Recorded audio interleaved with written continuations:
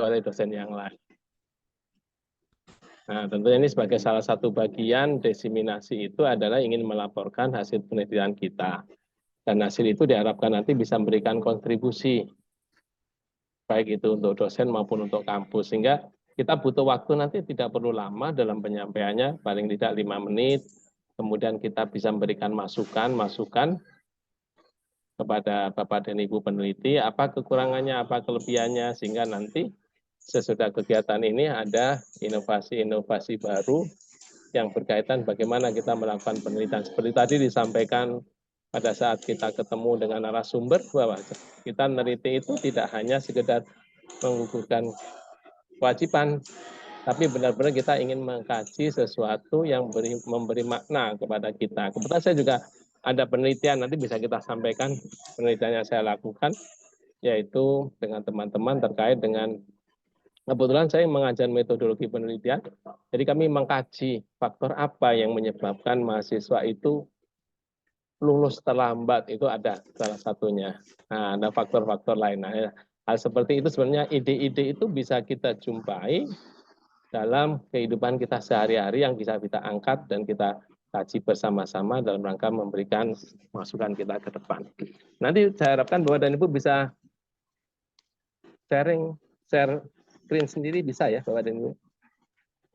Ini kalau Pak Arga masih nanti tidak bisa, Pak Adeng sudah siap? Sudah ada, Pak. Ya, Sudah ada. Oh, siap ya Pak Gra. Kan? Alhamdulillah waktunya pas, Pak. Oh, alhamdulillah. Tadi udah minta izin Mas. Udah siap Pak Gra ya? Iya, makanya siap, baik Pak. Silakan, mungkin kita awali biar lebih cepat, lebih praktis. Nggak usah lama-lama Pak Agra. Ya, silakan Pak Agra. Share screen-nya, silakan.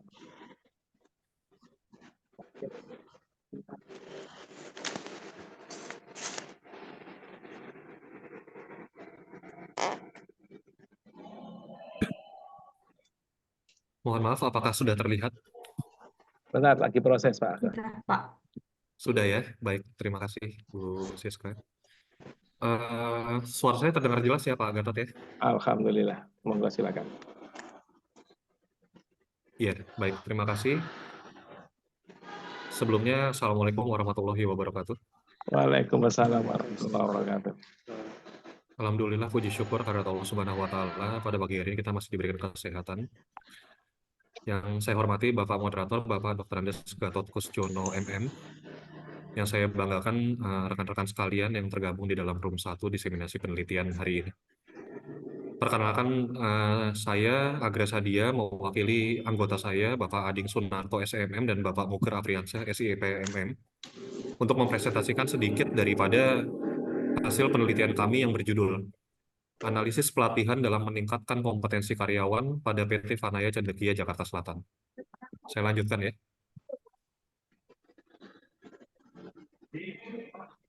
Mungkin saya mulai dulu dari pendahuluan, bahwa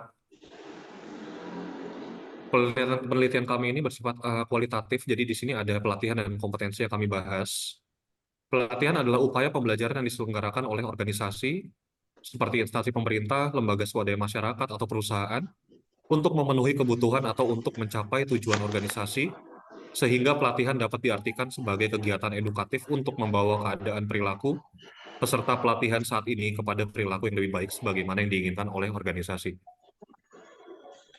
Nah, di sini mungkin ada sedikit data-data pelatihan dari PT Vanaya Cendekia, di mana di dalam penelitian ini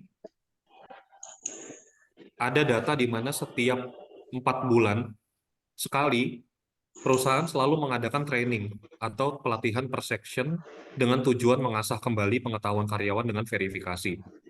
Jadi mungkin di sini mohon maaf apabila mungkin gambarnya kurang jelas, tapi di sini bisa dilihat ada beberapa training. Saya mungkin tidak dapat menyebutkan satu persatu, tapi sebagai gambaran umum saja bahwa training ini dilakukan setiap 4 bulan sekali atau setiap catur bulan untuk mengasah pengetahuan karyawan yang sifatnya verifikasi kepada karyawan tentang apa yang mereka sudah pelajari. Lalu di sini ada kompetensi. Kompetensi adalah sebagai kemampuan dari seorang individu yang ditunjukkan dengan kinerja baik dalam jabatan atau pekerjaannya. Kompetensi itu kumpulan dari pengetahuan, keterampilan, dan perilaku yang digunakan untuk meningkatkan kinerja, keadaan, atau kualitas yang memadai, atau sangat berkualitas, dan mempunyai kemampuan untuk menampilkan peran-peran tertentu. Di sini kami memiliki data kompetensi hasil tes to basic dari PT Vanaya Cendekia yang didapat berdasarkan tes to basic yang dilakukan kepada beberapa karyawan.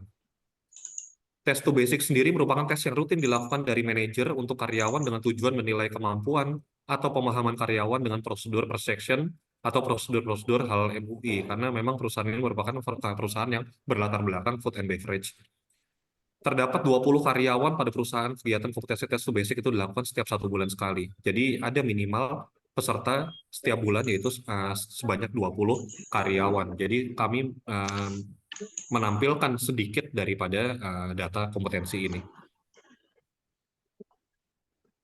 Nah, sebagai landasan teori, menurut Dessler dari bukunya tahun 2017 halaman 263 mengatakan bahwa pelatihan memberikan karyawan baru atau yang ada sekarang keterampilan yang mereka butuhkan untuk melaksanakan pekerjaan di masa yang akan datang. Sementara, menurut Mangku Prawira, pelatihan merupakan proses yang mengerjakan pengetahuan dan keahlian tertentu serta sikap agar karyawan semakin terampil dan mampu melaksanakan tugas dan tanggung jawabnya dengan semakin baik sesuai dengan standar yang telah ditentukan. Jadi dapat disimpulkan bahwa pelatihan merupakan sesuatu proses pendidikan jangka pendek dengan menggunakan prosedur yang sistematis dan terorganisir sehingga karyawan operasional belajar pengetahuan teknik pekerjaan dan keahlian untuk tujuan tertentu. Lalu untuk kompetensi sendiri menurut Rahman 2014-7, kompetensi merupakan kemampuan keterampilan pengetahuan sikap dan nilai perilaku serta karakteristik seseorang yang diperlukan untuk melaksanakan pekerjaan tertentu dengan tingkat kesuksesan secara optimal. Dan menurut Wibowo 2017 di halaman 7, kompetensi merupakan suatu kemampuan untuk melaksanakan atau melakukan suatu pekerjaan atau tugas yang dilandasi atas keterampilan dan pengetahuan serta didukung oleh sikap kerja yang dituntut oleh pekerjaan tersebut. Dapat disimpulkan bahwa kompetensi karyawan adalah kemampuan yang dimiliki seseorang yang berhubungan dengan pengetahuan, keterampilan, dan karakteristik kepribadian yang mempengaruhi secara langsung terhadap kinerjanya yang dapat mencapai tujuan yang diinginkan. Penelitian kami menggunakan penelitian kualitatif deskriptif, di mana penelitian ini adalah penelitian yang digunakan untuk menganalisis data dengan cara mendeskripsikan atau menggambarkan data yang telah terkumpul sebagaimana mestinya, tanpa bermaksud membuat kesimpulan yang berlaku umum atau generalisasi, menurut Sugiono tahun 2012. Hasil pembahasan sedikit kami gambarkan bahwa penelitian di atas dapat diberi kesimpulan mengenai wawancara, FGD, dan analisis SWOT yang digunakan. Kesimpulannya adalah dari strengths adalah rutinnya pelatihan yang diadakan 1 bulan sekali oleh manajer tadi yang telah kami perlihatkan dengan bertujuan untuk meningkatkan kompetensi dan membentuk pada karyawan rasa tanggung jawab serta strategi perusahaan untuk meningkatkan pelayanan. Jadi perusahaan memiliki peluang atau opportunity ke depan untuk meningkatkan omset perusahaan serta customer satisfaction. Lalu ada temuan hasil penelitian di sini, mungkin saya sedikit saja menggambarkan bahwa di mana pelatihan merupakan proses pembelajaran untuk menguasai suatu pengetahuan. Menurut FGD, mendapatkan hasil yaitu suatu proses pembelajaran yang dilakukan terus-menerus oleh semua manajer dan karyawan. Menurut peneliti, sudah digambarkan tadi, pelatihan merupakan suatu proses pendidikan jangka pendek dengan menggunakan prosedur yang sistematis dan terorganisir, serta kami menggunakan adjustment menurut Sujana 2010 bahwa pelatihan adalah upaya pembelajaran yang diselenggarakan oleh organisasi atau instansi. Yang terakhir mungkin dari kami, yang pertama sarannya, pelatihan rutin dilakukan 1 bulan sekali, alangkah lebih baiknya diadakan 1 bulan 2 kali dengan suasana yang berbeda, seperti memberikan reward atau hadiah kepada karyawan yang aktif pada saat mengikuti pelatihan tersebut.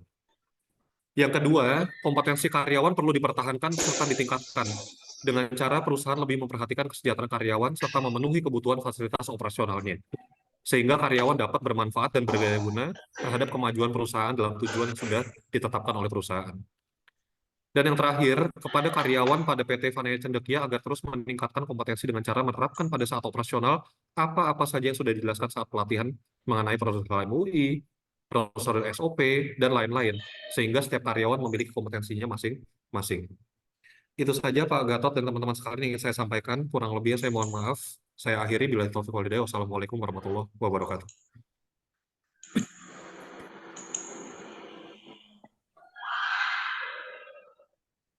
Mohon maaf Bapak masih di mute Pak. Pak Gatot masih di mute Pak. Oh iya, mungkin Bapak dan Ibu ada yang mau nanggapin tadi apa yang telah sampaikan Pak Aga, mungkin bisa memberikan masukan-masukan. Asus, ya pakai Asus apa pakai Asus Pak? Ada Bapak Ibu? Data Nah, Asus. kalau enggak saya yang tanya ya Pak Agra ya. Baik Pak. Model pelatihan itu ada enggak? Pelatihan misalkan seperti tadi kan ada FGD ya, grup diskusi. Ada enggak Iya. pelatihan untuk teamwork building? Bagaimana melihat kinerja karyawan-karyawan itu dalam bentuk satu tim? Ada ya? Eh, mungkin ya Pak, kalau secara spesifik memang kita mungkin tidak apa namanya spesifik ke arah tersebut. Tapi kalau Itu ya. dilihat dari skalanya, perusahaan ini sebetulnya perusahaan kecil dengan 18 cabang, tapi setiap cabang itu kan hanya berisi sekitar 10 atau 15 karyawan misalnya. Contoh. Ya, ya. Nah, dari perusahaan pusat sendiri ini tadi kan kita sudah bahas mengenai pelatihan dan kompetensi yang memang yang diadakan itu setiap 4 bulan sekali atau 1 bulan sekali dengan maksimal 20 orang karyawan. Tapi kalau yang teamwork building mungkin harus kami dalami kembali Pak Oh Gatot. ya. Iya, Siapa tahu nanti mau ngadakan pelatihan lagi, penelitian lagi tentang itu ya. siap, baik Pak. Oke. Terima kasih Pak Arga, Ya, mudah-mudahan itu sama-sama bermanfaat Pak. buat kita bersama. Terima Amin kasih ya Pak rabbal Arga. alamin. Untuk selanjutnya Sama-sama. Pak Ading ya. Ini Pak Ading banyak job ya, satu dengan Pak Agra, satu Pak sendiri ya. Siap Pak, kolaborasi Pak. Kolaborasi. Berarti bukan karena finansial kan ya? Bukan, Pak. Profesional aja Pak. Profesional seperti tadi kita bahas. Oke, silakan Pak Ading. Siap, terima kasih Pak Gatot. Izin menampilkan slide-nya. Oke, silakan. Apakah sudah terlihat Pak? Alhamdulillah sudah Sudah ya, kelihatan. baik. Ya. Baik, izin menyampaikan. Saya buka. Bismillah. Assalamualaikum warahmatullahi wabarakatuh. Waalaikumsalam warahmatullahi wabarakatuh. Baik, terima kasih yang saya hormati Bapak Gatot Kusyono selaku moderator di dalam diseminasi penelitian di hari ini. Izin saya presentasikan untuk hasil penelitian kami dengan judul Analisis Penerapan Disiplin dalam meningkatkan kinerja pegawai pada Desa Nembol, Kecamatan Mandalawangi, Kabupaten Pandeglang. Nah, ini kebetulan saya sebagai ketua di sini, kemudian ada anggotanya dengan Pak Dr. Ali Zainal Abidin. Kebetulan berhalangan hadir beliau hari ini.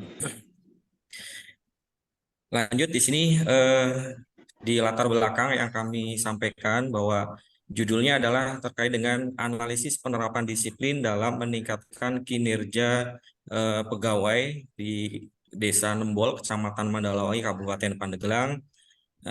Tentu saja ini ide pertama adalah diawali dengan kita pada saat kita melaksanakan PKM, ya, melakukan observasi pada saat PKM ini, kita melakukan kegiatan PKM di sana, melihat potensi bahwa di desa ini begitu banyak, tetapi harus didukung dengan kompetensi yang bagus di dalam organisasi desa. Jadi berdasarkan observasi awal, ini kami menemukan ya peneliti adanya fenomena kedisiplinan pegawai ya betul, seperti masih banyaknya pegawai yang menggunakan jam istirahat yang berlebihan dan dalam sistem pelayanan administrasi yang tidak diselesaikan dengan tepat waktu.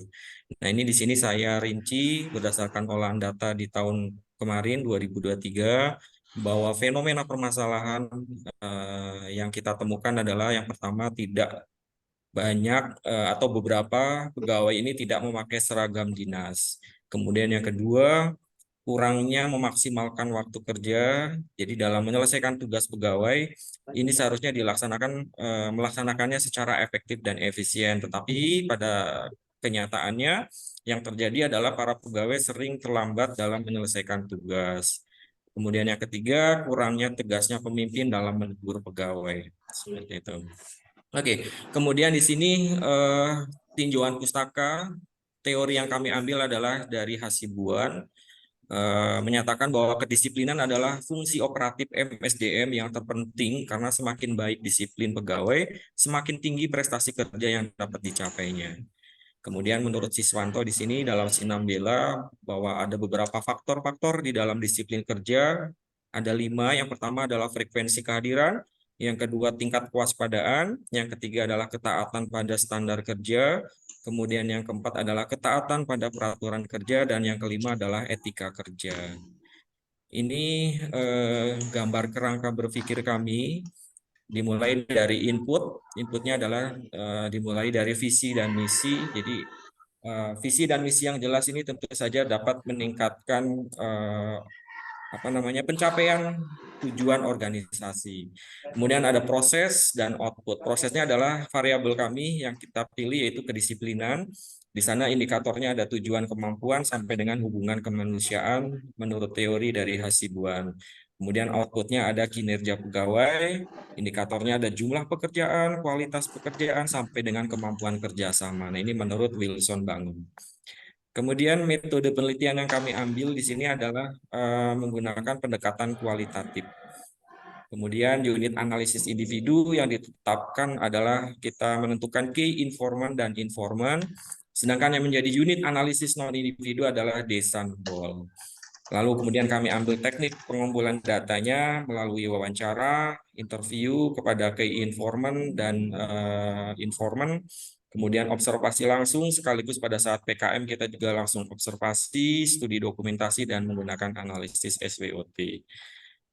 Oke, dari sini ada unit analisisnya adalah ada beberapa masalah penelitian yang kami sampaikan. Yang pertama adalah analisis penerapan disiplin kerja dalam meningkatkan kinerja pegawai. Kita lihat untuk unit analisisnya ini ada fisik dan non-fisik. Kita ambil dari key informan dan informan, kemudian non-fisiknya ada kantor desa, Nembol. Kemudian data yang relevan ini adalah berupa wawancara, informan, dan key informan. Kemudian keterangannya di sini yang di poin yang pertama, menurut hasil wawancara dengan key informan dan informan, penerapan kedisiplinan dalam meningkatkan kinerja masih belum maksimal. Saya lanjut saja. Ini hasil penelitian dan pembahasan yang kami temukan. Jadi Desa Nembol ini adalah desa di Kecamatan Mandalawangi, Kabupaten Pandeglang, di Banten, di Provinsi Banten. Jadi Desa Nembol ini adalah sebuah desa yang dikelilingi oleh pegunungan. Sebelah selatan Desa Nembol ini terdapat Gunung Pulau Sari dan di sebelah utara Desa Nembol terdapat Gunung Karang. Kemudian di sebelah barat terdapat Gunung Hasepan, seperti itu ya Bapak Ibu. Nah, di Desa Nembol ini berbatasan dengan 4 desa, ada Desa Cikoneng di sebelah barat, kemudian Desa Kurung Kambing di sebelah utara, Desa Giri Pawana di sebelah tenggara, dan di sebelah timur berbatasan dengan Desa Kadungbang, Kecamatan Cimanuk yang dipisahkan oleh aliran sungai Cilemar. Nah, ini ada beberapa data key informan yang kita ambil. Yang pertama adalah key informannya yang pertama adalah kepala desanya, yaitu Pak Komaruzaman SE. Beliau berusia 53 tahun. Beliau adalah kadesnya dan masa kerjanya kurang lebih sekitar 2 tahun. Lalu data informannya kita ambil ada 4. Terdiri dari kasih pemerintahan, KAUR TU, kasih pelayanan, dan KAUR keuangan. Ini hasil penelitian dan pembahasan yang akan saya sampaikan ke Bapak Ibu. Yang pertama adalah uraian informan dan keinforman ini tanggung jawab antara pegawai terbilang masih belum begitu maksimal. Temuan kami karena ada beberapa kendala yang harus dihadapi di dalam menerapkan kedisiplinan antara pegawai, sepertinya masih ada staf yang masih membackup pekerjaan staf yang lain yang sering tidak masuk kantor. Jadi artinya bahwa kedisiplinan di pegawai di kantor Desa Nembol ini masih belum maksimal. Lalu komunikasi antara pegawai dan kepala desa di kantor Desa Nembol ini bisa dibilang masih cukup baik karena hubungan kekeluargaan atau teamwork di dalam kantor ini membuat komunikasi cukup berjalan dengan baik. Tapi hubungan kekeluargaan yang berlebih mengakibatkan ketidakenakan antara kepala desa dan pegawai ketika ada pegawai yang menyepelekan pekerjaan, di mana hal ini mengakibatkan kinerja yang tidak seimbang ketika pegawai sering saling membackup tugas-tugasnya. Jadi saling minta tolong seperti itu. Akhirnya menjadi sebuah kebiasaan. Lalu kedisiplinan di kantor Desa Nembol ini masih lebih kepada kekeluargaan dalam menyelesaikan tanggung jawabnya. Jadi belum sepenuhnya mempunyai inisiatif dalam menyelesaikan pekerjaannya masing-masing. Kemudian dari fakta lapangan, kita menunjukkan bahwa kinerja pegawai di Desa Nembol ini dalam menyelesaikan pekerjaan masih sangatlah penting untuk mencapai tujuan dan program desa. Jadi peneliti di sini menyimpulkan bahwa dari jawaban para informan dan keinforman mengenai kinerja kepala desa bisa dibilang cukup baik. Kemudian dari jawaban informan dan keinforman mengenai target program desa yang belum maksimal berjalan, karena terkadang masih ada saja pegawai yang kurang sadar dengan tanggung jawab pada pekerjaannya. Hal ini mengakibatkan kinerjanya ini menjadi kurang maksimal. Lalu terakhir, tercapainya tujuan desa dapat dilakukan jika pegawai saling bersinergi secara maksimal dalam melaksanakan tugas dan tanggung jawabnya. Selain itu, pelatihan untuk pegawai juga harus diberikan untuk menambah kemampuan atau kompetensi para pegawai kantor desa Nembol. Ini Bapak Ibu untuk hasil IFAS dan EFAS-nya. Jadi kita ambil menurut analisis SPOT. Saya nggak bisa bacakan semuanya. Jadi intinya di sini adalah terkait dengan strength-nya ini banyak. Kalau saya sampaikan di sini adalah memiliki pimpinan yang peduli terhadap pegawai, keharmonisan hubungan antara pegawai, kenyamanan lingkungan kerja, hubungan baik antara pegawai dan kepala desa. Jadi pada intinya kepala desa di Kades di Desa Nembol ini cukup kooperatif, kemudian cukup humble, kemudian istilahnya itu bisa disegani lah seperti itu ya Bapak Ibu, bisa mengarahkan bawahannya, tapi dalam hal kedisiplinan karena terlalu sifatnya kekeluargaan, akibatnya karyawannya ini jadi kedisiplinannya jadi masih belum maksimal. Lalu kesimpulan dan saran saya sampaikan di sini bahwa dalam penerapan sistematika pekerjaan di kantor desa Nembol ini sudah cukup baik. Akan tetapi dalam hal ini disiplin kerja masih ada beberapa pegawai yang menganggap enteng, mulai dari masih ada yang tidak datang tepat waktu, penyelewengan jam istirahat, dan banyak pemakluman atas tanggung jawab pekerjaan yang sesuai dengan tugas kerja masing-masing pegawai. Lalu kinerja pada kantor desa Nembol sudah tergolong cukup baik dengan adanya teamwork atau kerjasama antara pegawai, tetapi budaya organisasi yang sangat berkelor ini mengakibatkan tidak profesionalnya para pegawai dalam melaksanakan tugas dan tanggung jawabnya. Jadi pada intinya adalah masalah utamanya adalah di kedisiplinan. Nah, saran yang saya sampaikan di sini adalah meningkatkan kedisiplinan dan inisiatif kerja, yaitu untuk meningkatkan stabilitas antara pekerjaan satu dengan yang lainnya. Lalu yang kedua, mengontrol sikap kekeluargaan yang berpengaruh atas maksimalkan hasil kinerja, yaitu karena jika kedisiplinan dalam kekeluargaan ini berjalan dengan kontrol yang baik, maka akan mendapatkan hasil yang maksimal. Baik, demikian Pak Gatot, terima kasih atas kesempatannya untuk menyampaikan hasil penelitian kami terkait dengan kedisiplinan di Desa Nembol. Seperti itu. Terima kasih. Assalamualaikum warahmatullahi wabarakatuh. Mudah-mudahan tidak ada yang bertanya ya Bapak Ibu ya.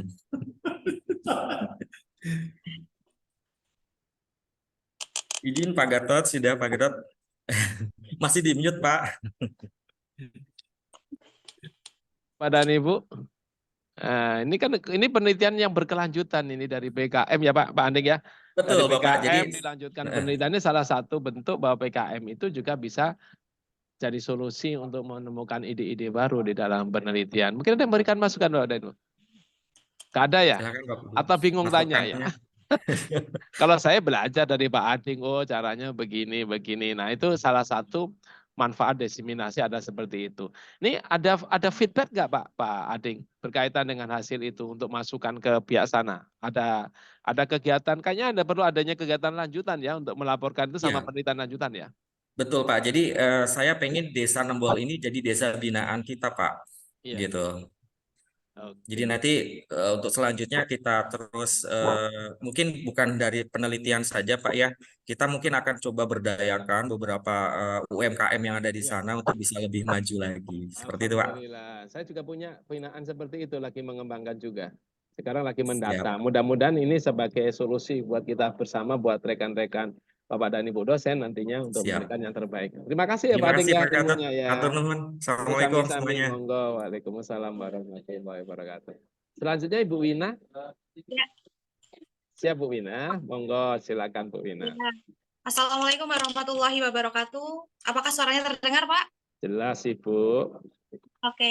Iya. Mohon maaf, Gatot, saya menggunakan handphone karena laptopnya error, nggak bisa dibuka untuk itu. Oke, sebentar. Tadi udah ngirim? Oh, sebentar Bu Wina. PPT-nya. Iya. Oke, Nah, Bapak Ibu yang saya hormati, Pak Gatot, saya mewakili teman-teman Pak Wahadi Siamto dan Pak Rio Setiawan. Kebetulan saya sebagai ketuanya akan membacakan hasil penelitian kami yang berjudul Pengaruh Antara Kepemimpinan dan Komunikasi Terhadap Kinerja Karyawan pada PT Dwi Putra Magisindo Jakarta. Tujuan dari penelitian ini adalah untuk mengetahui apakah ada pengaruh antara variabel kepemimpinan dan komunikasi terhadap kinerja karyawan pada PT Dwi Putra Magisindo Jakarta. Kemudian, metode yang digunakan dalam penelitian ini adalah metode kuantitatif, analisis regresi, analisis koefisien korelasi, analisis determinasi, dan uji hipotesis. Hasil penelitian baik secara parsial atau simultan, variabel kepemimpinan dan komunikasi berpengaruh secara signifikan terhadap kinerja karyawan pada PT Dwi Putra Magisindo. Kemudian ada latar belakang yang dihadapi PT Dwi Putra Magisindo, yaitu pada kualitas kerja karyawan yang masih rendah, padahal perusahaan menginginkan karyawannya memiliki kualitas kerja yang bagus. Selain itu, ketepatan waktu di mana perusahaan mengharapkan karyawan bisa menyelesaikan pekerjaannya dengan tepat waktu. Kemandirian serta efektivitas di mana perusahaan mengharapkan karyawan mempunyai komitmen kerja dan tanggung jawab yang tinggi untuk menjaga dan menegakkan kinerja karyawan yang baik. Ada beberapa hal yang dapat mempengaruhi, misalnya gaya kepemimpinan, komunikasi, motivasi, budaya organisasi, dan lingkungan kerja. Dalam penelitian ini, yang dipilih adalah dua faktor yang mempengaruhi kinerja karyawan. Untuk mengetahuinya, yang pertama, apakah kepemimpinan berpengaruh terhadap kinerja karyawan? Dan yang kedua, apakah komunikasi berpengaruh terhadap kinerja karyawan? Dan yang ketiga, apakah kepemimpinan dan komunikasi berpengaruh secara simultan terhadap kinerja karyawan? Untuk mengetahui apakah kepemimpinan berpengaruh terhadap kinerja karyawan dan komunikasi berpengaruh terhadap kinerja karyawan, apakah kepemimpinan dan komunikasi berpengaruh secara simultan terhadap makanya itu yang ada di grup gambar berikutnya. Ada beberapa indikator dalam kepemimpinan, komunikasi, dan kinerja karyawan. Metode penelitian ini menggunakan metode kuantitatif dengan populasi dan sampelnya adalah seluruh karyawan PT Magisindo dengan jumlah karyawan 65 orang. Hasil dan pembahasan. Jadi PT Dwi Putra Magisindo ini atau Magis Printing ini merupakan perusahaan yang bergerak di bidang layanan cetak digital yang berukuran besar atau large formal digital printing.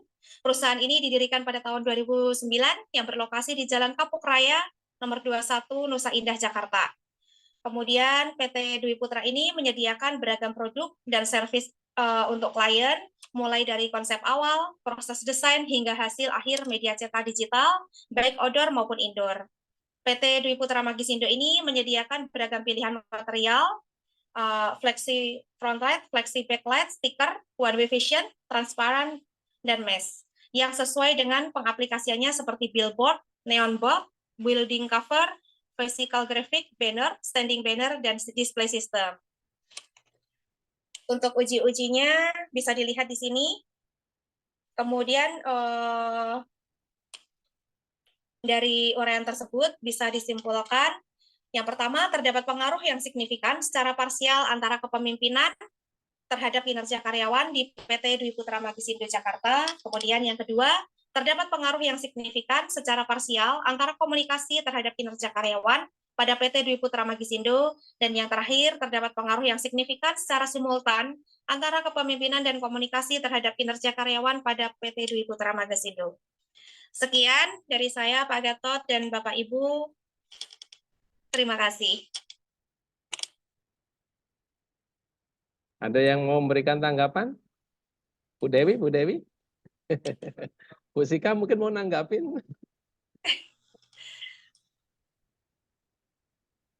Ini Bu Wina kerja di sana ya? Ada yang kerja di sana ya? Ada Ya. saudara yang kerja di sana, Pak. Penelitiannya bisa jadikan feedback di sana juga ya? Untuk masukan-masukan gini. Umpan balik buat perusahaan untuk penelitiannya. Ya. Jadi antara kepemimpinan dan komunikasi. Ada masalah di kepemimpinan dan jadi mempengaruhi komunikasi terhadap kinerja karyawannya, Pak. Kalau di kepemimpinan yang dominan apa, Bu? Kepemimpinannya. Ya, yang kepemimpinan yang paling dominan apanya, Bu? Di sana kan ada beberapa itu ya, alat ukur instrumennya ya. Mm-mm. Belum dilihat ya. Kan ada beberapa indikator apa yang paling dominan begitu. Lebih ke gaya kepemimpinannya yang kurang tegas sih Pak sama karyawan. Jadi mengakibatkan miscommunication. Oke, terima kasih Bu Wina ilmunya. Terima kasih Pak Gatot. Oke, terima kasih Ibu Sukapti. Berikutnya. Enggak ada Bu Sukapti. Bu Sukapti siapa yang mewakili? Bu Sri Sukapti. Pak Bu Siska, Bu Siska. Bu Siska Yunanti mewakili Pak Dede Andi ya Bu Siska. Baik, terima Oke. kasih Bapak. Sudah siap presentasinya? Ini Pak Dedenya ada itu. Oh, sudah tadi. Baru selesai, Pak. Masih Baru nyambi, masih nyambi. Oh, masih nyambi. Oke ya, Bu Siska ya tetap. Bisa Bu Siska presentasinya? Baik, ini saya yang share atau Boleh, bagaimana ya, bisa, Pak? bisa. Lebih enak, Ibu bisa ngatur ritmenya. Kalau nggak bisa kami bantu nanti.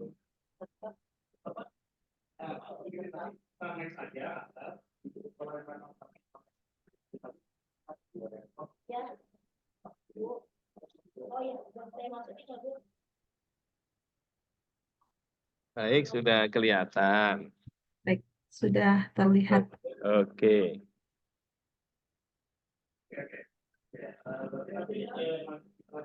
Monggo, silakan. Ya, baik. Assalamualaikum warahmatullahi wabarakatuh. Waalaikumsalam warahmatullahi wabarakatuh. Ya, yang kami hormati Bapak Gatot Kusjono selaku narasumber dan juga rekan-rekan dosen yang kami hormati juga. Di sini saya Siska Yunanti sebagai perwakilan Ketua Bapak Dede Andi, kebetulan tadi baru hadir. Beliau ada halangan di kantor. Ya, saya mewakili beliau untuk mempresentasikan tentang diseminasi hasil penelitian kami, yaitu yang berjudul Peranan Manajemen Sumber Daya Manusia terhadap Strategic Agility dan Organizational Agility dalam menjawab tantangan transformasi digital studi kasus pada PT Wira Karisma Property. Baik, sebelum mulai di sini kami menyampaikan profil perusahaan tersebut. PT Wira Karisma Property ini merupakan perusahaan yang bergerak di bidang developer atau properti seperti contohnya apartemen dan juga perusahaan, dan area proyek digarap yaitu di DKI Jakarta, Banten, Jawa Barat, Jawa Tengah dan juga Jawa Timur. Sekarang ada di Depok sih yang lebih terdekat. Ya, untuk lokasinya ada di Pengasinan, Sawangan, Depok. Nah, kami mengambil penelitian ini, ada beberapa permasalahan utama yang dihadapi, yaitu organisasi atau perusahaan saat ini, di mana dari segi pelanggan, kompetensi, dan juga perubahan organisasi itu sendiri. Nah, organisasi atau perusahaan di sini dapat bertahan dengan cara membangun agilitas organisasi. Agilitas organisasi di sini merupakan cara baru bagi organisasi untuk menghadapi perubahan lingkungan bisnis yang sangat cepat dan turbulen. Seperti yang kita tahu, perkembangan teknologi sangat pesat. Jika perusahaan terutama di bidang properti terlambat, maka akan tertinggal. Nah, ini strategic agility atau kelincahan strategis ini mencerminkan sejauh mana sebetulnya perusahaan mampu menunjukkan kapasitas untuk beradaptasi. Nah, beradaptasi di sini fleksibel dan juga kreatif untuk meramalkan guncangan yang tidak terduga di dalam maupun di luar lingkungan bisnis itu sendiri, di mana perusahaan beroperasi dan juga merespon secara proaktif, cepat, dan juga efektif. Sedemikian rupa sehingga ancaman diubah menjadi peluang. Demikian latar belakang dari penelitian kami. Nah, adapun rumusan masalahnya, seperti yang sudah terlihat, yang pertama ada bagaimana strategic agility yang diterapkan pada PT Wira Karisma Property itu sendiri. Dan yang kedua, bagaimana organizational agility yang diterapkan pada PT Wira Karisma Property itu sendiri. Lalu yang ketiga, bagaimana tantangan transformasi digital pada PT Wirakarisma Property itu sendiri. Dan yang terakhir, bagaimana peran dari manajemen sumber daya manusia terhadap strategic agility dan organizational agility dalam menjawab tantangan transformasi digital pada PT Wirakarisma Property. Nah, lalu selanjutnya ada tinjauan pustaka dari penelitian kami. Yang pertama itu mengenai strategic agility. Di sini didefinisikan sebagai kemampuan untuk menemukan kembali ataupun meninjau bagaimana organisasi dan strategi organisasi secara dinamis dengan perubahan yang cepat dalam lingkungan bisnis eksternal. Lalu ada organizational agility, organisasi yang agile adalah suatu organisasi yang memiliki kemampuan untuk secara cepat beradaptasi dengan perubahan. Di sini disesuaikan dengan tuntutan lingkungan. Lalu yang terakhir, transportasi digital. Transportasi digital di sini merupakan perubahan yang jauh lebih mendasar terhadap dunia di mana semua tergantung pada digital. Dengan kata lain, ini adalah pergeseran penyeluruhan komprehensif terhadap segala sesuatu yang bersifat digital. Nah, adapun metode penelitian yang kami gunakan dalam penelitian kami ini, yang pertama kami menggunakan metode penelitian kualitatif dengan pendekatan fenomenologi di mana penulis akan melihat realita yang berhubungan dengan mohon maaf Pak, izin. Waalaikumsalam warahmatullahi wabarakatuh. Ya, Pak sendiri lagi hebat. Ya, manajemen terhadap strategic agility dan organizational agility dalam menjawab tantangan transformasi digital. Nah, prosedur pelaksanaannya yang pertama, kami merumuskan masalah sebagai fokus penelitian. Rumusan masalahnya seperti yang tadi sudah disampaikan. Lalu yang kedua, kami mengumpulkan data di lapangan. Kebetulan saya sendiri bekerja di perusahaan tersebut. Lalu kami menganalisis data, merumuskan hasil studi lapangan, lalu menyusun rekomendasi untuk pembuatan keputusan. Selanjutnya berarti di sini ada yang namanya Adapun instrumen penelitian di sini terlihat yang pertama di sini ada 3 variabel. Yang pertama ada strategic agility, indikatornya yaitu strategic sensitivity. Yang kedua leadership unity. Yang ketiga research fluidity. Lalu ada variabel organizational agility. Yang pertama indikatornya responsiveness, yang kedua kompetensi, yang ketiga quickness, yang keempat flexibility, lalu yang ketiga ada variabel transformasi digital. Di sini indikatornya ada pengalaman digital, ada operasi digital, dan juga inovasi digital. Ya, untuk subindikatornya terlihat di sini ada beberapa dari variabel yang sudah disampaikan.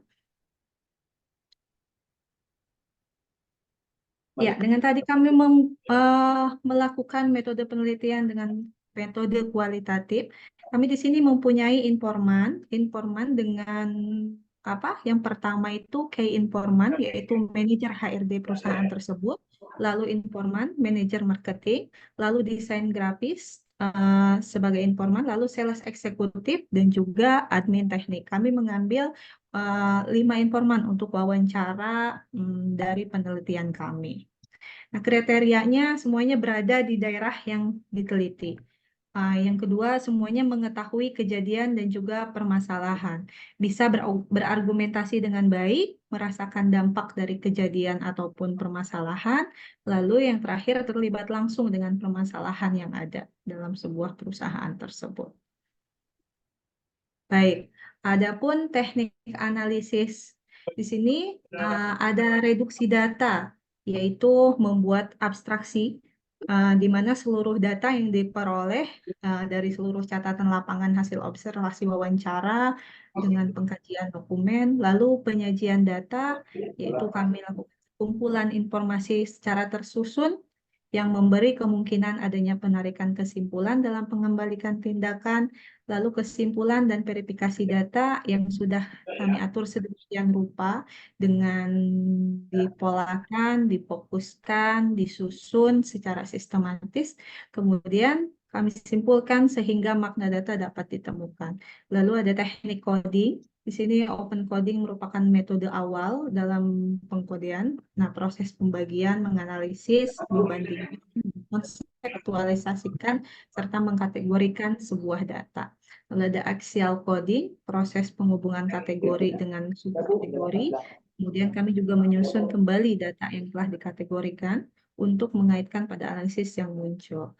Lalu yang terakhir, selective coding merupakan cara menghubungkan kategori lain yang membutuhkan penyempurnaan kemudian disusun menjadi suatu kalimat secara sistematis. Nah, dari hasil penelitian tersebut, kami mendapatkan hasil dari ketiga variabel yang sudah tadi disampaikan. Yang pertama yaitu strategic agility. Di sini terdapat hasil bahwa adanya SDM yang kurang memadai untuk perkembangan teknologi tersebut.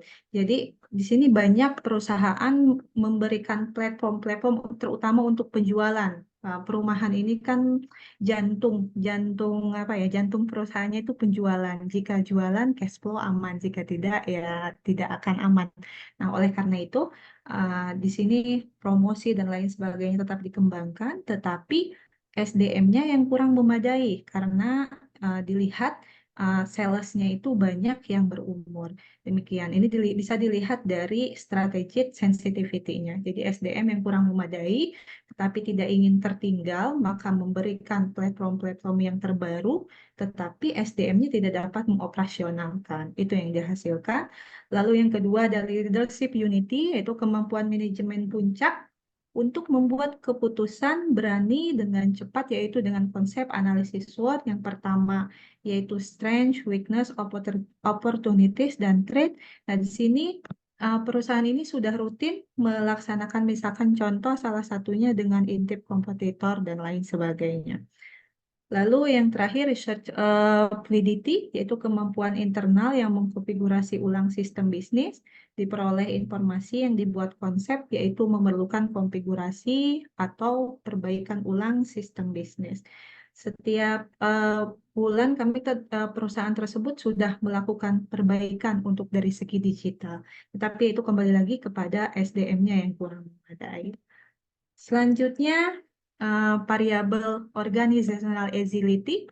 Nah, berdasarkan wawancara yang dilakukan, diperoleh bahwa penerapan organizational agility ini yang pertama itu dari segi responsiveness, yaitu mengidentifikasi perubahan dan juga menanggapi perubahan dengan cara menganalisis lingkungan eksternal dan internal. Seperti yang tadi sudah saya sampaikan, salah satu contoh menganalisis lingkungan internal bisa dilakukan intip kompetitor dengan melihat program promosi kompetitor lain, misalkan dari segi Instagram, website, dan lain sebagainya. Lalu kompetensi, yaitu kemampuan memberikan produktivitas bagi organisasi dengan cara meningkatkan kualitas produk,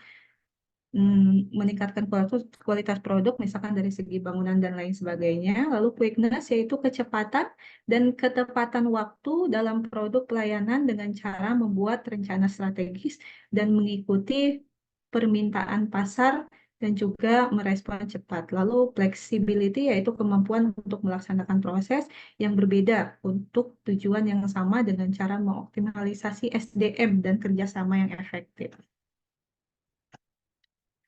Lalu yang terakhir, dari variabel yang terakhir yaitu transformasi digital. Nah, berdasarkan dari hasil wawancara, di sini pengalaman digitalnya menciptakan pengalaman digital yang terasa relevan.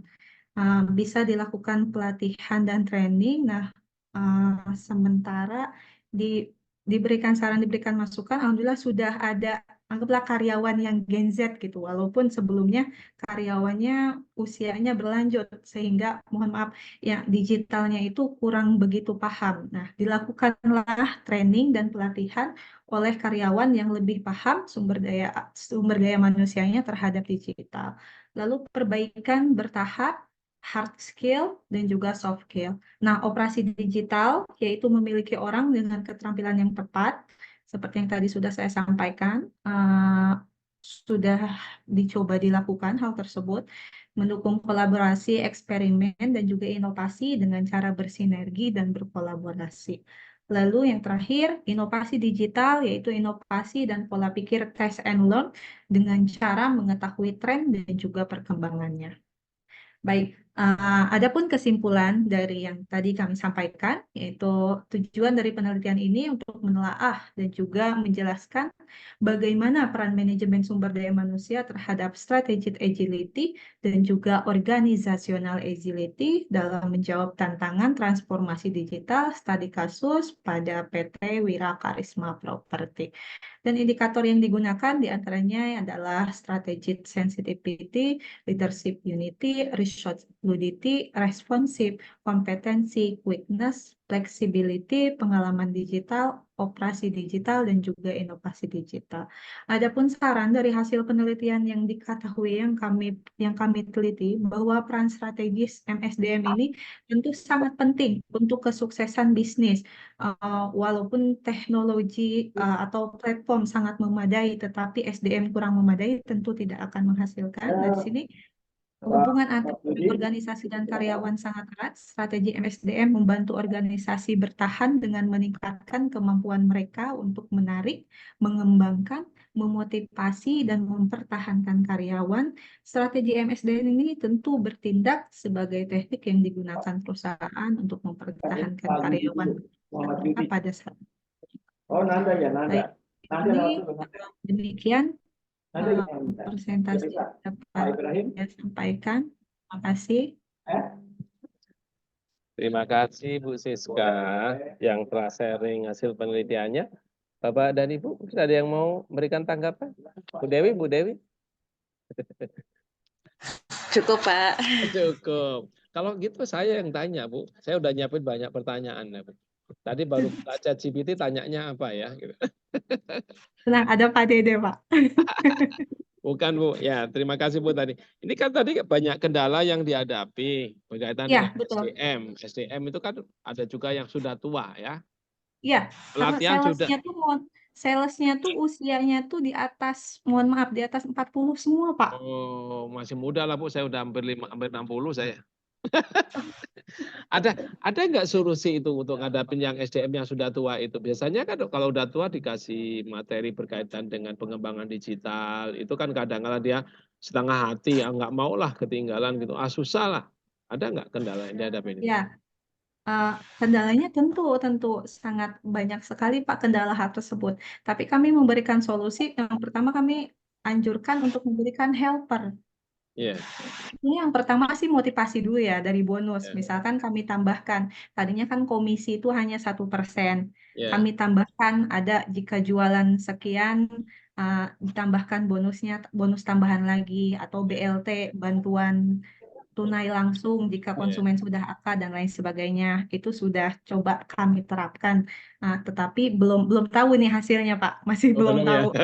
Ya, belum. Baru pendapat yang kami sampaikan dengan Pak Dede sudah diterapkan, yaitu yang pertama mengadakan helper, yaitu orang yang paham teknologi sehingga bisa mengoperasionalkan teknologi itu walaupun agak sulit. Baru berapa bulan ya? Baru 3 atau 4 bulan. Itu sih belum terasa. Oh iya.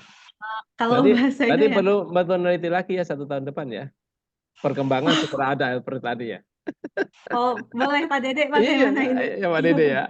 Kita teliti lagi. Ya. Jadi ternyata ada hal masukan yang bisa kita lakukan untuk pengembangan. Iya. Jadi nggak usah bingung nyari judul penelitian kan, tinggal melanjutkan saja kan. Ya, Terima baik, kasih Pak. Bu Siska. Terima Mudah-mudahan kasih. bermanfaat untuk Terima Bapak dan kasih, Ibu Kak. dosen yang lain. Terima kasih, Pak. Oke.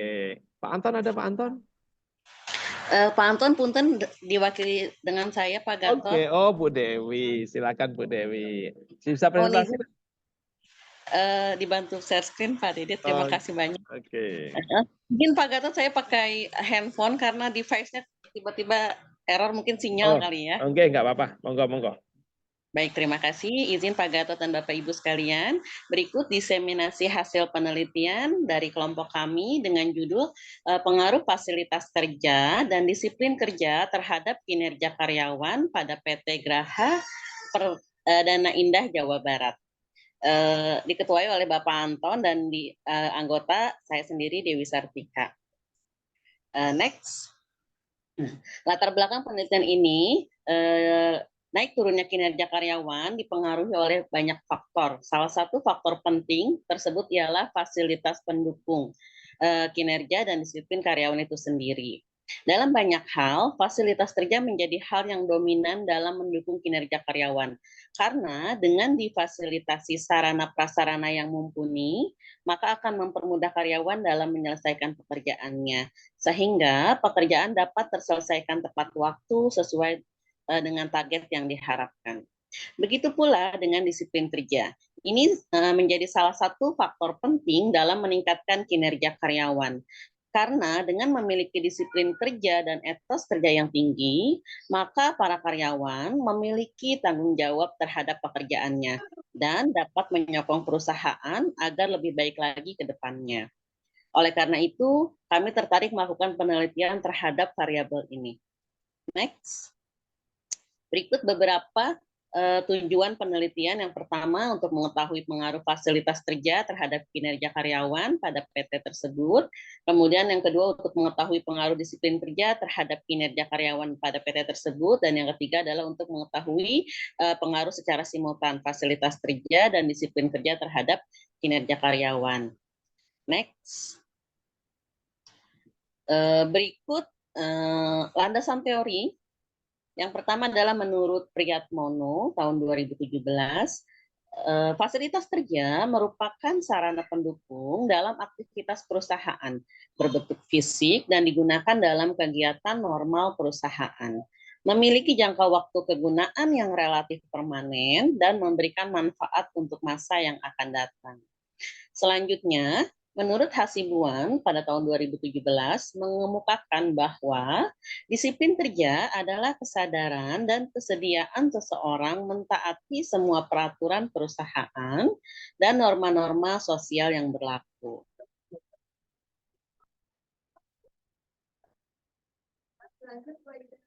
Ada yang mau bertanya Bapak Ibu? Kalau ada lanjut ya. Terima kasih Pak Ibrahim. Selanjutnya Pak Yudi dipersilakan.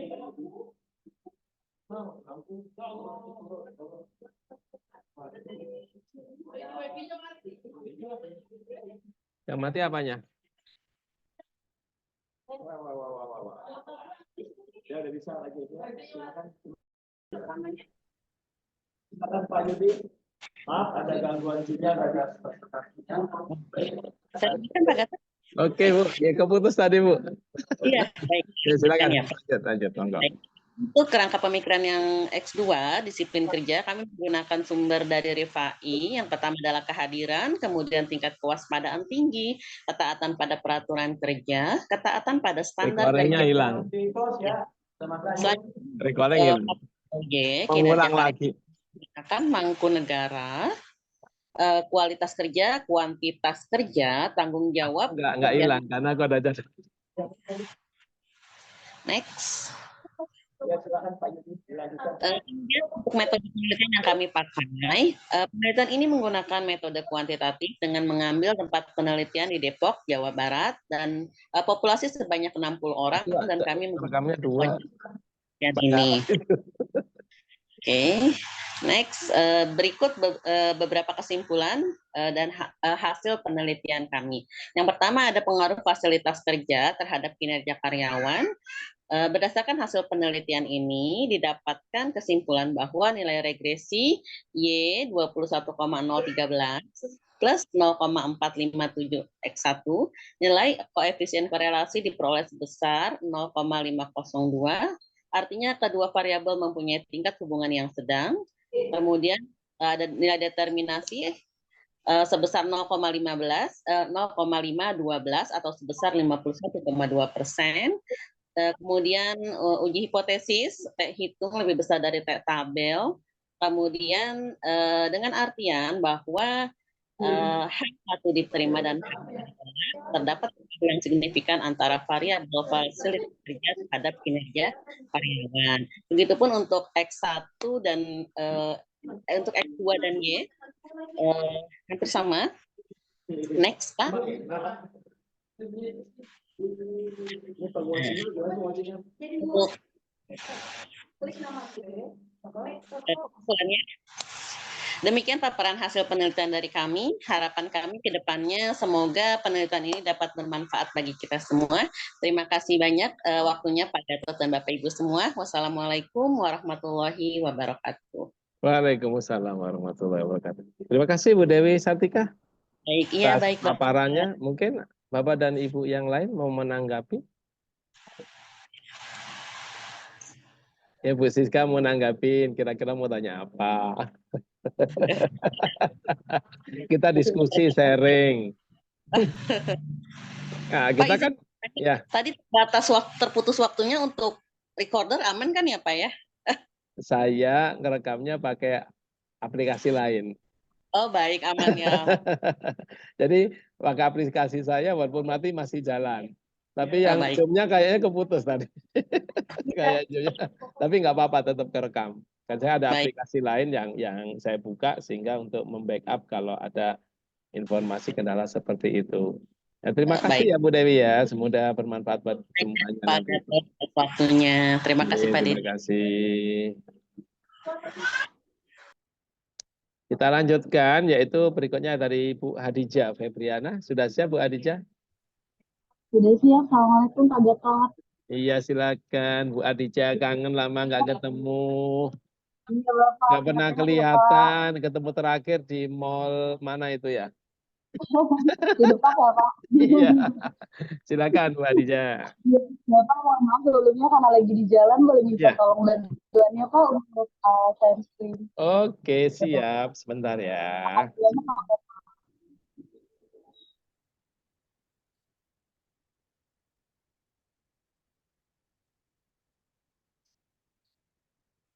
Bentar, Ibu.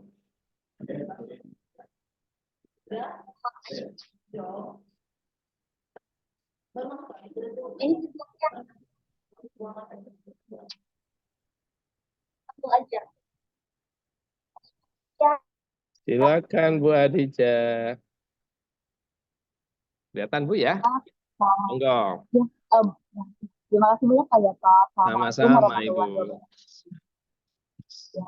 Selamat siang Bapak Gatot, yang terhormat Pak Gatot, Selamat selaku siang. moderator, yang terhormat Bapak dan Ibu dosen peserta diskusi penelitian.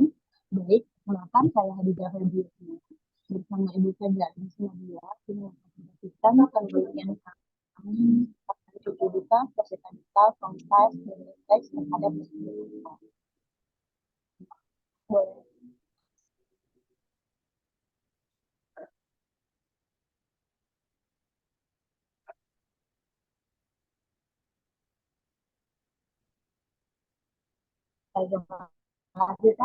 Menurut gabungan industri penyelenggara bentuk Indonesia, model bidang itu komunikatif memaksa produksi mobil menghentikan produksi pabriknya sehingga menutup jaringan dialog serta layanan bengkel. Nah, hal ini membuat kinerja penjualan produksi mobil mengalami penurunan.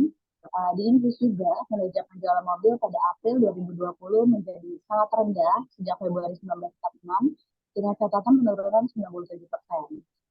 Kemudian di Society of Motor Manufacturer and Trader menyebutkan hanya 4.321 unit mobil yang terjual pada bulan tersebut di Brazil dan Meksiko.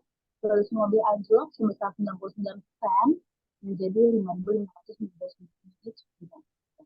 Padahal kedua negara ini mampu memproduksi lebih dari 100 juta mobil dalam sehari apabila dalam kondisi keadaan normal. Menurut Kementerian tahun 2020, industri otomotif nasional juga ikut terdampak pandemi COVID, di mana jumlah penjualan kendaraan ada 4 atau lebih pada bulan Januari 2020. Nah, ini juga mengalami penurunan. Kemudian pada bulan Februari 2020 penjualan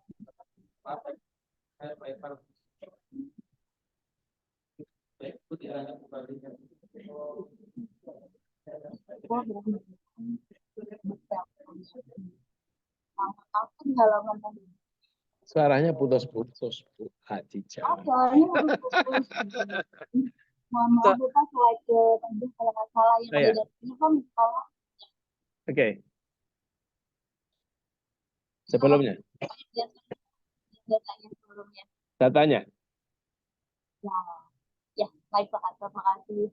Jadi di dalam penelitian ini terlihat di tabelnya ini mencerminkan, pada tabel ini terlihat bahwa PGC memiliki manufaktur sektor otomotif yang komponen cenderung fluktuatif, di mana nilai terendah ini pada tahun 2019 sebesar 0,15 kali, dikarenakan periode tersebut terjadi fluktuasi rupiah yang menyebabkan daya beli masyarakat menurun hingga berdampak pada penurunan nilai. Dan nilai tertinggi terjadi pada tahun 2022 sebesar 7,75 kali. Hal ini dikarenakan adanya kebijakan pemberian relaksasi pajak penjualan atas barang mewah di tahun itu. Baik Pak, mohon maaf selanjutnya.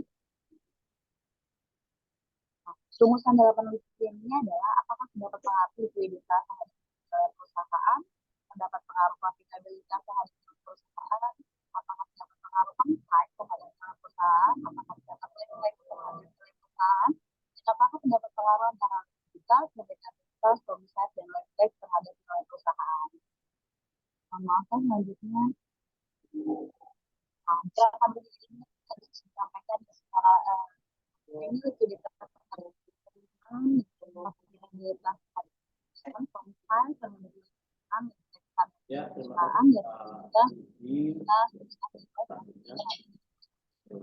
di mana likuiditas ini diperlukan laporan nasio, kemudian profitabilitas kemudian leverage ini diprofitkan dengan DBF dan nilai perusahaan ini diprofitkan dengan Metodenya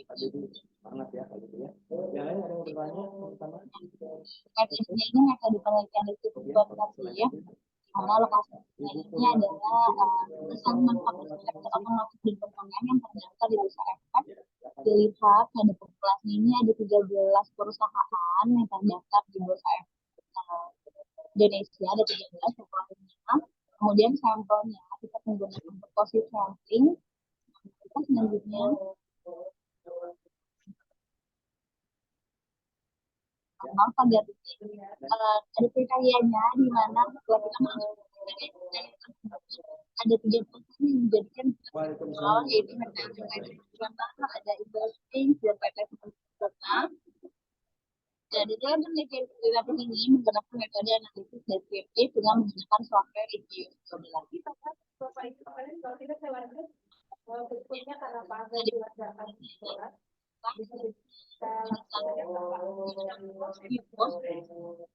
sebelum kita masuk ke uji tes kita menggunakan model dulu. Model yang ketiga adalah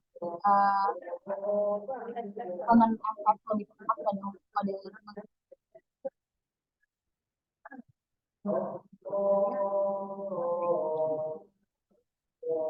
putus ya.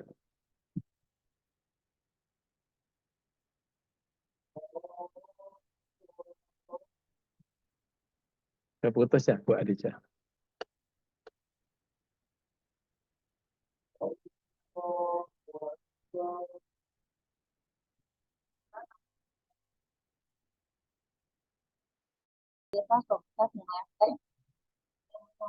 Bu, agak terputus ya Bu.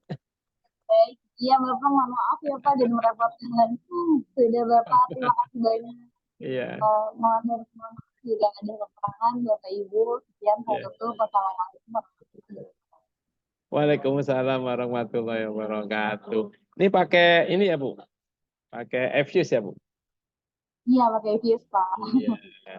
Ini kan beberapa perusahaan mungkin ada nggak Bu yang paling baik mengatasi tadi masalah yang dihadapi? Biasanya Astra.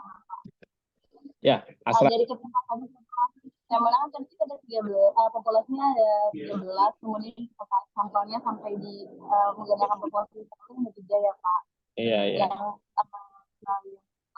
lalu turun Astra Bapak. Oke.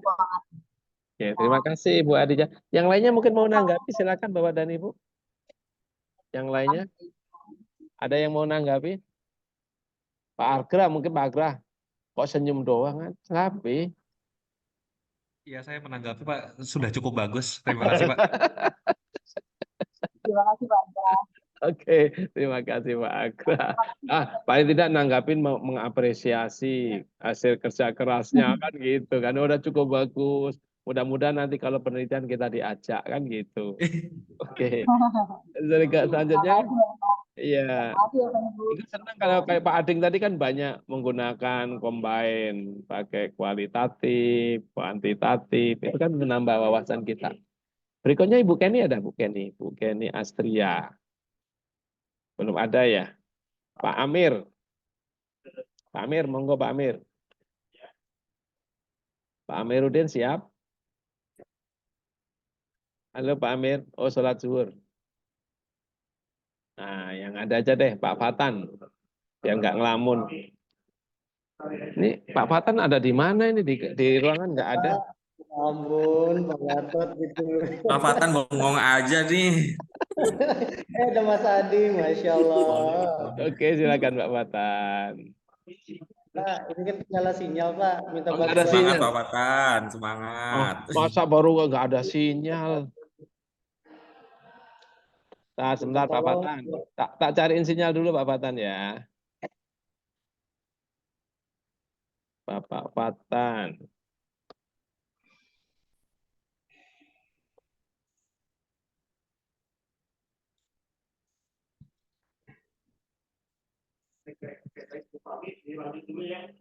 Ya.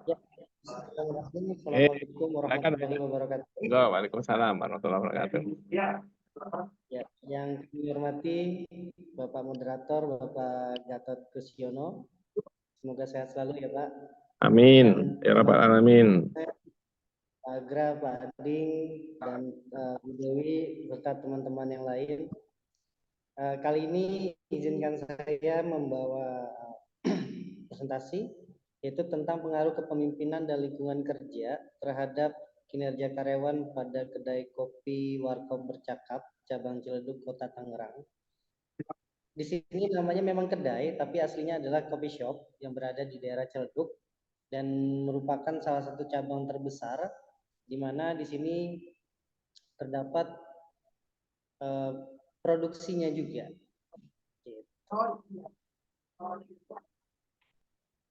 Nah, untuk pendahuluannya, di sini ada landasan teori. Menurut Umi dan Hartono,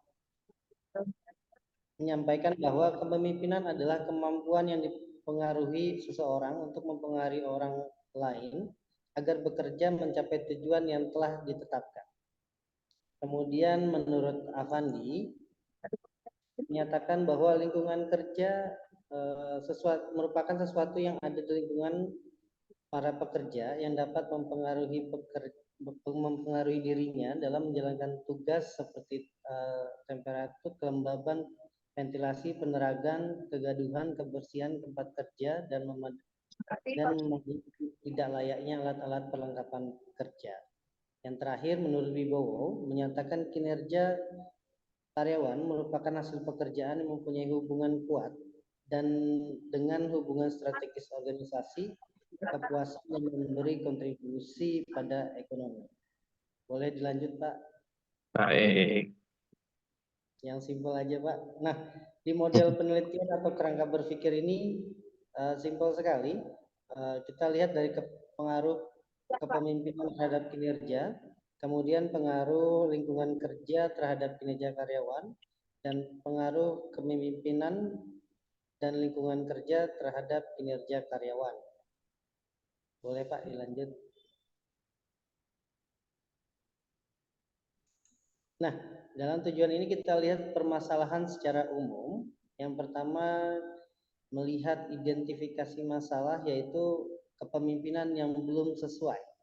Jadi kebetulan di sini tempat teman sendiri, jadi kita mau cross check juga, melihat masalah yang ada di sana, karena pemimpinnya baru, manajernya baru, sedangkan di sana itu banyak masalah yang timbul karena produksinya tersendat, kemudian pelayanan terganggu dan lain sebagainya.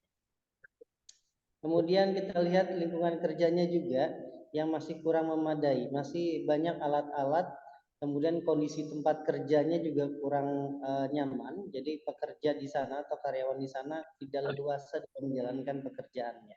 Itu kalau putus hilang pertama. Kemudian yang ketiga, kinerja karyawan yang selalu menurun, karena kita lihat dari hasil penjualan, dari komunikasi yang ada dan lain sebagainya, itu jelas menurun sekali.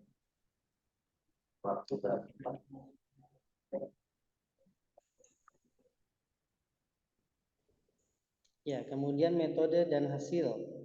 Metode analisis data yang digunakan dalam penelitian ini adalah analisis regresi linear sederhana, berganda, koefisien korelasi, determinasi, dan seterusnya.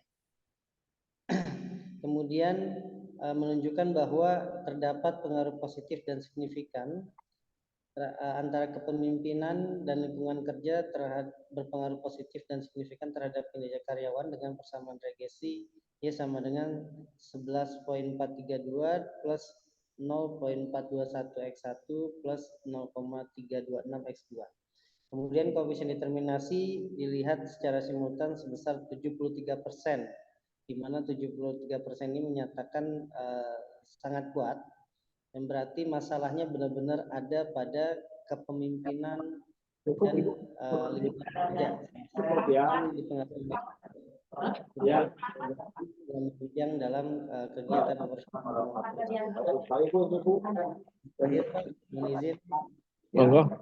Ya, kesimpulan dan saran.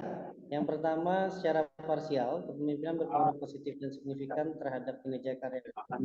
Pada kedai kopi warkop bercakap cabang Ciledug Raya, peneliti menyarankan pemimpin untuk lebih berani lagi dalam setiap pengambilan keputusan. Setiap pengambilan keputusan yang diambil oleh pemimpin sangatlah berpengaruh besar nantinya pada hasil kerja.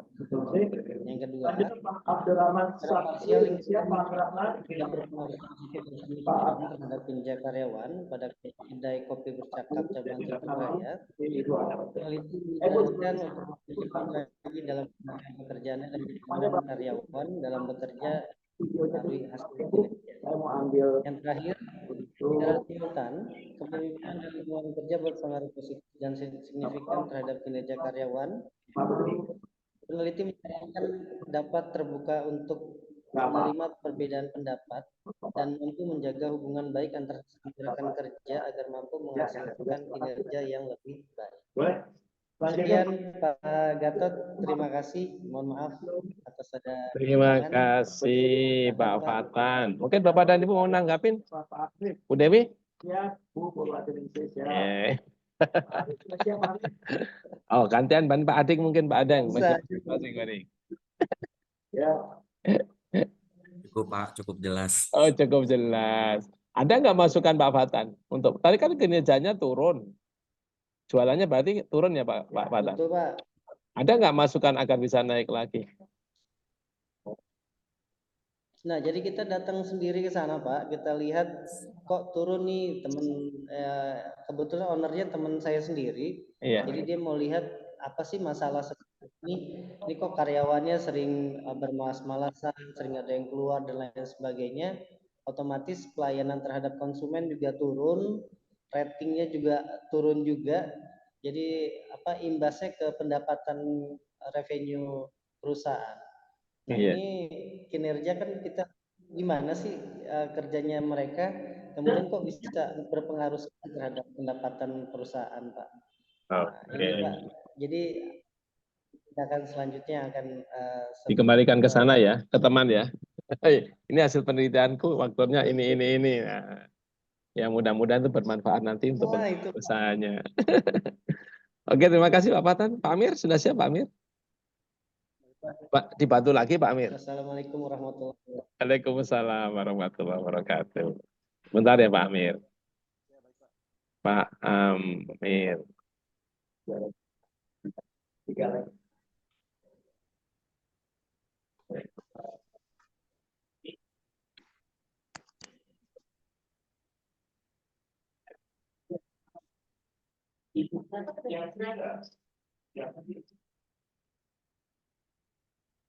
Dua orang nggak muncul. Tri Sukapti sama Kenny Asli. Silakan Pak Amir untuk dilanjutkan. Assalamualaikum warahmatullahi wabarakatuh. Sudah kelihatan Pak Amir? Ya, Maksud Amir, kedengaran Pak? Kedengaran? Oh, udah, kurang keras suaranya masih kecil. Oh ya, maaf. Oke. Cukup Pak ya. Cukup. Terima kasih. Silakan Pak Mir. Assalamualaikum warahmatullahi wabarakatuh. Waalaikumsalam warahmatullahi wabarakatuh. Ya, terima kasih Pak Gatot yang telah memberikan waktu untuk saya. Selamat siang pada Bapak Ibu dosen yang berbahagia, semoga sehat selalu. Di sini saya Amiruddin serta rekan saya Ibu Roro atau Bu Reni Anggraini dan Pak Hengki ingin menyampaikan penelitian yang kami buat, yaitu dengan judul pengaruh kualitas produk dan harga terhadap kepuasan konsumen pada toko UMKM Global Bakery Parung Bogor. Ya, yang latar belakangnya adalah di beberapa bulan, terutama yang tidak mencapai target ya Pak ya, itu ada beberapa dari bulan Januari itu melebihi target malah, karena kan biasanya tahun baru itu roti atau pangan gitu ya. Kemudian di bulan Desember juga, jadi Januari sampai dan Desember itu sudah melebihi target, namun bulan-bulan selanjutnya itu tidak mencapai target. Ya, latar belakangnya adalah setelah kita breakdown di sini, yang pertama daya tahan kue atau durability, jadi tidak mudah berjamur. Ini dari 20 responden yang setuju 5 orang, yang tidak setuju 15 orang. Kemudian yang kedua kesesuaian pada tekstur kue atau performance agak lembut gitu ya, yang setuju 12.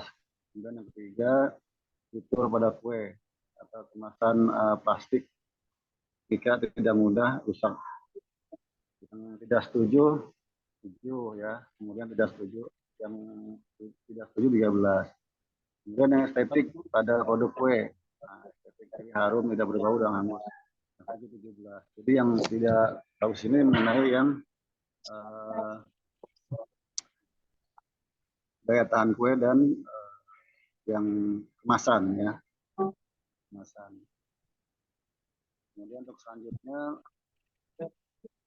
perbandingan harga nih Pak Gatot, perbandingan harga juga memang nggak terlalu signifikan ya, artinya selisihnya ya cuma 2.000 gitu ya di sebelah ya, di grup sebelah. Namun kalau yang namanya konsumen kan harga berapa perak pun sangat berharga gitu ya. Iya, benar. Jadi artinya sangat mempengaruhi pembelian konsumen. Kemudian untuk slide berikutnya adalah tujuan penelitian. Seperti kita ketahui bahwa kita untuk mengetahui berapa besar pengaruh yang positif dan signifikan secara parsial kualitas produk dan terhadap kepuasan konsumen. Yang kedua, mengetahui seberapa pengaruh positif dan signifikan secara parsial harga dan kepuasan konsumen. Yang ketiga, tentunya secara keseimbangan antara kualitas produk dengan harga terhadap kepuasan konsumen. Kemudian ini tempatnya Bapak di Parung Bogor ya, Jalan Raya Parung, itu UMKM Global Bakery. Waktu yang kami lihat itu sekitar bulan Juli sampai Desember 2023. Nah, seperti yang sudah metodenya ini kuantitatif Pak, kuantitatif ya, semua kuantitatif, jadi bersifat hubungan sebab akibat. Populasi sampel ini kami dengan rumus Slovin nih Pak Gatot, jadi standar error 10%, jadi oleh 99 orang. Kemudian ini kerangka berpikirnya ya, seperti dilihat kualitas produk H1, harga X2, kemudian untuk selanjutnya ya, seperti di dalam isi ya Pak, kita menguji kualitas data, kuantitatif dan uji hipotesis. Kemudian kesimpulannya, nah ini kesimpulannya cukup banyak nih Pak Gatot. Yeah. Mengenai kualitas produk ya pasti berpengaruh sangat signifikan ya terhadap konsumen. Kemudian yang kedua, harga berpengaruh signifikan terhadap konsumen. Yang ketiga juga secara simultan kualitas produk dan harga harus terhadap kepuasan konsumen. Nah, sarannya itu seperti yang kita ketahui bahwa tadi beberapa item itu yang paling lemah kualitas rasa produk kue dan cookies dengan selera di mana hanya mencapai skor 3,37. Keduanya variabel harga penyebab paling lemah kue itu rasa harga produk yang ditetapkan kue cookies terlalu mahal. Jadi mahalnya ya yang tadi saya bilang walaupun cuma 2.000, 3.000, 5.000 gitu kan. Dan yang terakhir kepuasan konsumen yaitu memiliki pengetahuan yang baik tentang global bakery Parung. Ya, lanjut Pak Widi, saja. Ya, mungkin itu saja Pak pemaparan dari penelitian kami. Lebih kurangnya mohon maaf. Ada beberapa pertanyaan atau apa gitu Pak. Oke, ada yang mau nanggapi Bapak dan Ibu? Ada yang mau nanggapin Bapak, Ibu?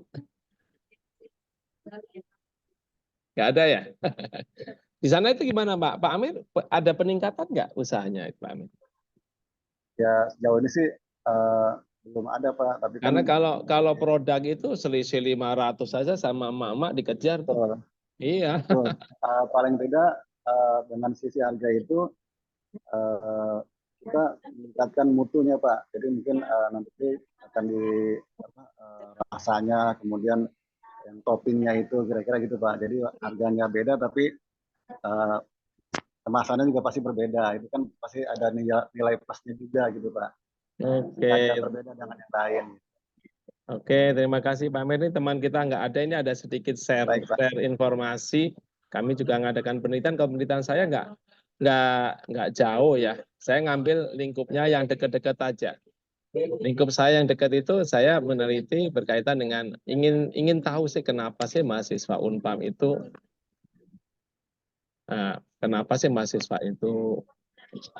lulusnya terlambat.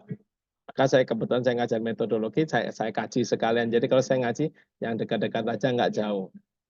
Nah, tapi yang kita peroleh tujuannya adalah seperti ini. Kita ingin tahu motivasinya bagaimana, kemampuan menulisnya bagaimana, ketersediaannya bagaimana, motivasi lulus tepat waktunya itu bagaimana. Ini yang kami kaji nggak jauh-jauh di lingkungan kampus saja. Cuma saya belum menganalisa secara detail, tapi yang pasti setelah kami teliti apa yang diperoleh oleh mahasiswa kampus sendiri ternyata dari segi faktor motivasi itu ternyata tidak ada pengaruhnya. Yang mempengaruhi kenapa mereka bisa tepat waktu atau terlambat itu kemampuan menulis karya. Jadi ini yang kami ungkap. Cuma ingin kami lihat komponen apa kemampuan menulis karya ini yang dominan.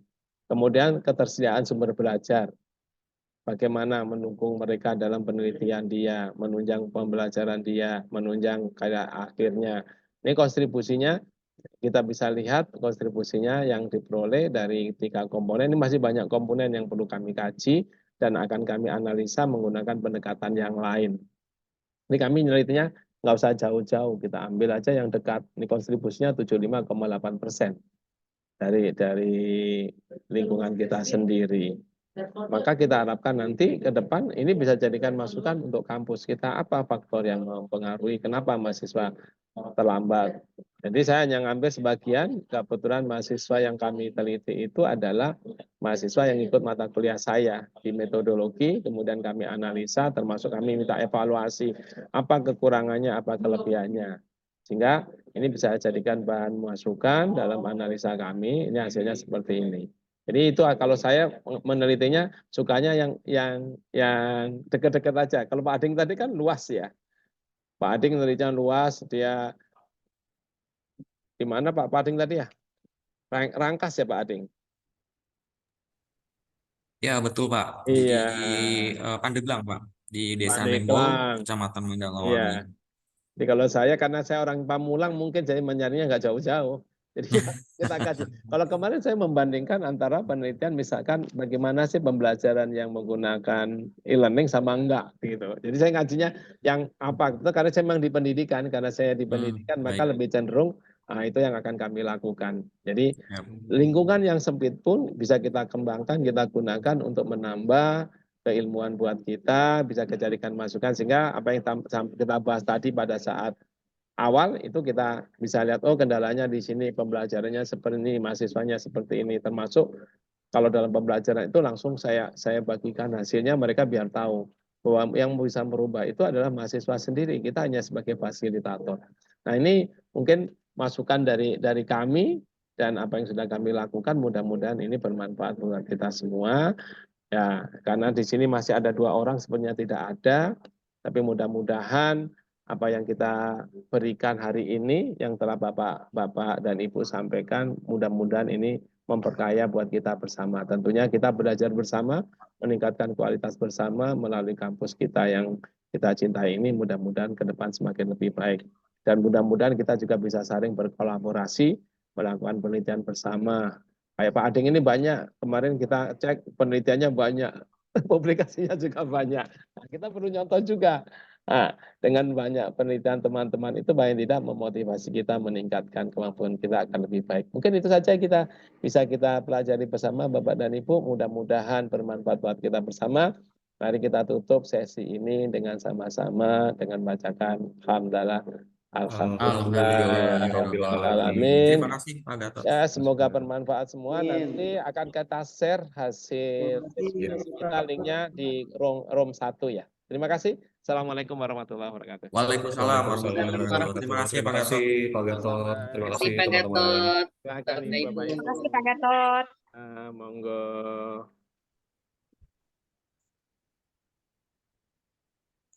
Izin Pak. Monggo silakan Pak Fatan, ditunggu di lantai 3. Siap Pak. Oke Pak Fatan, makasih Bu Khadijah.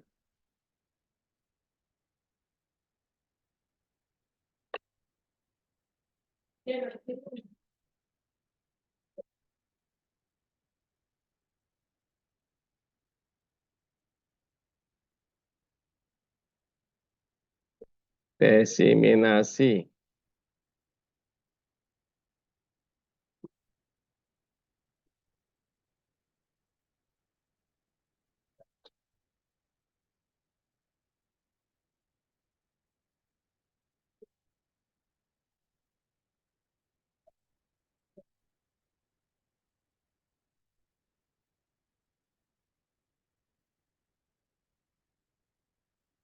Ini 2 orang juga belum ada.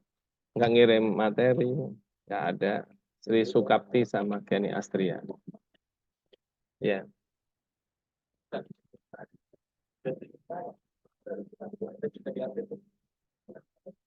Lip ya Bu? Bu, lip ya? Lip.